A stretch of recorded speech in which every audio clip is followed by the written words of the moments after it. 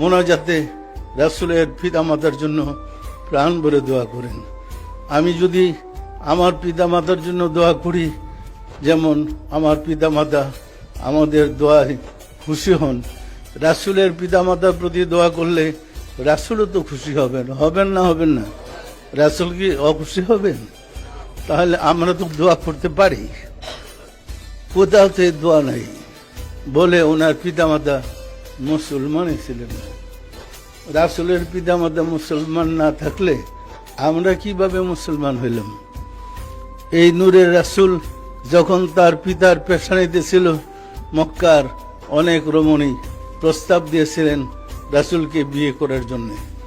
এই নূরের রাসূল মা আমিনার উদরে যাওয়ার পরে রাসূলের পিতা যখন তাদেরকে জিজ্ঞাসা করেছে, তারা বলছে, তোমাকে বিয়ে করব কি? ওই নূরে মুহাম্মদই তো তোমার মাঝে নাই। যে নূরের জন্য তোমাকে বিয়ে করতে চেয়েছিলাম, সে নূর তো এখন তোমার চেহারায় নাই।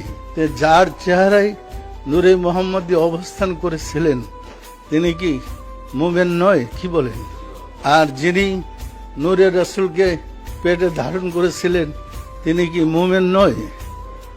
আমরা রাসূলকে বিশ্বাস করলে হয় ইমানদার, তো ওনার পিতামাতা কি ইমানদার ছিলেন না? সুতরাং আমরা যদি শ্রদ্ধার সাথে ওনার পিতামাতার জন্য দোয়া করি, উনিও আমাদের উপরে খুশি হবেন।